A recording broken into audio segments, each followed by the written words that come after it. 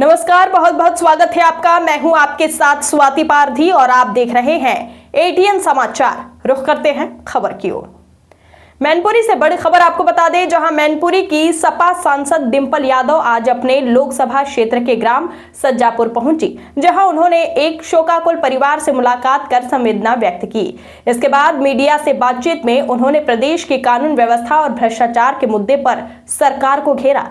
सपा सांसद डिंपल यादव ने कहा कि उत्तर प्रदेश में अपराध लगातार बढ़ रहे हैं। उन्होंने महिला सब इंस्पेक्टर से दुष्कर्म के मामले का जिक्र करते हुए कहा कि जब एक महिला पुलिस अधिकारी की एफआईआर दर्ज होने में 5 दिन लग सकते हैं, तो आम लोगों की स्थिति का अंदाजा लगाया जा सकता है। उन्होंने लखनऊ में दिन दहाड़े गोलीबारी जैसी घटनाओं का उल्लेख करते हुए कानून व्यवस्था पर सवाल उठाए। इसके साथ ही स्वामी अविमुक्तेश्वरानंद महाराज के बयान पर प्रतिक्रिया देते हुए उन्होंने कहा कि समाजवादी पार्टी सरकार की नीतियों के खिलाफ लगातार संघर्ष कर रही है। उन्होंने आरोप लगाया कि प्रदेश और देश में भ्रष्टाचार फैला हुआ है तथा युवाओं का भविष्य प्रभावित हो रहा है। जी हां, इसके साथ ही उन्होंने नीट परीक्षा पेपर लीक मामले का जिक्र करते हुए उन्होंने शिक्षा मंत्री से जवाबदेही तय करने और इस्तीफे की मांग की।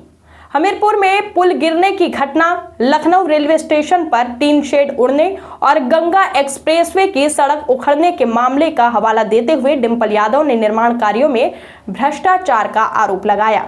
उन्होंने कहा कि भ्रष्टाचार के कारण युवाओं को रोजगार नहीं मिल पा रहा है। देखिए खास रिपोर्ट। बिजली का फ्यूल था 10% बढ़ा दिया।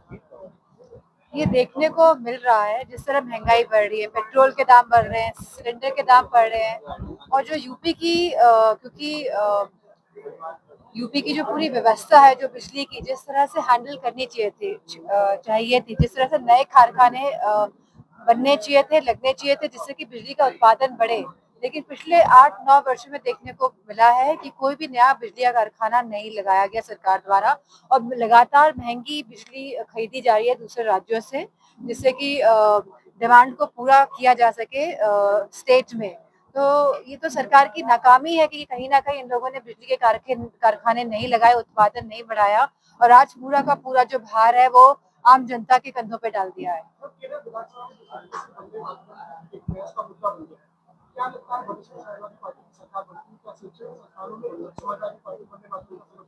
ये तो लगातार इस तरह के मुद्दे जानबूझ के उठाए जाते हैं। वंदे मातरम का हो गया, पहले लोकसभा में वंदे मातरम के खाली 8 लाइन्स गाई जाती थी, अब पूरा वंदे मातरम गाया जाता है। तो कोई बात नहीं, उसमें कहीं कहीं किसने रोक या टोक किसने लगाई है, अब जैसा चाहे वैसा चलाइए, लेकिन इन सब के पीछे जो मूल मुद्दे हैं जनता के, जहाँ आरक्षण का मुद्दा है, जहाँ हमारे शिक्षा मित्रों का मुद्दा है, जहाँ पे आज महिलाओं की सुरक्षा का मुद्दा है, जहाँ जहाँ पे भी भारतीय जनता पार्टी की सरकार है, आज महिलाओं की स्थिति पूरे देश में क्या है हमें देखने को मिल रहा है। उन्हें इंसाफ नहीं मिल रहा है, एफआईआर तक दर्ज नहीं हो पा रही है और जो पीड़ित है उन्हीं को ये सरकार जो है दबाने की कोशिश कर रही है।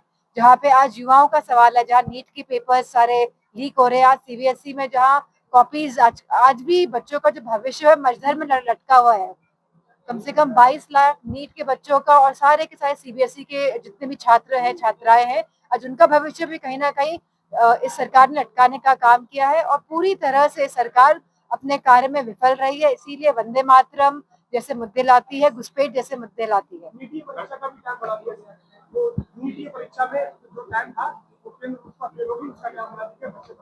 बताइए, जहाँ पहले इस तरह की घटनाएं होती थी और ये इतनी बड़ी घटना, नीट का पेपर लीक हो जाना और जो सीबीएसई बोर्ड एग्जाम्स के लिए आपने जो चेकिंग के जो सेट किया है, जो नई नई आप चीजें लेके आते हैं, आप उन्हें लागू तो कर नहीं पाते हैं। आफ्टर ऑल इससे सीधे इम्पैक्ट किस पे पड़ रहा है? हमारे स्टूडेंट्स पे पड़ रहा है, हमारे बच्चों के भविष्य पे इम्पैक्ट पड़ रहा है, लेकिन ये सरकार, इनके मिनिस्टर्स इस्तीफा देने की बजाय कुछ और चीजें लेके सामने आ जाते हैं। तो मेरा ये मानना है कि सरकार अपनी जिम्मेदारी उठाने के लिए तैयार नहीं है, ये गैर जिम्मेदार सरकार है।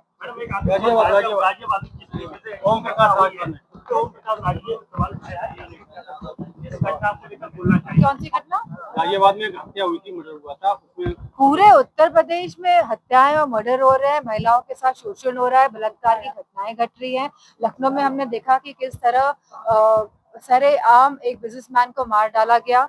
हमने देखा कि किस तरह एक महिला कांस्टेबल की एफआईआर नहीं लग पा रही है। बताइए, पुलिस महिला कांस्टेबल की एफआईआर नहीं लिख पा रही है रेप के केस में, तो किसकी एफआईआर लिखी जाएगी? ओम प्रकाश ने आरोप लगाए हैं कि अखिलेश यादव को जो देश में जो है यादव मुसलमान पूरी तरीके से वो चाहते हैं कि वो जहाँ सीट मिल जाए, इसीलिए इस तरह के आरोप लगा रहे। कोई बात नहीं।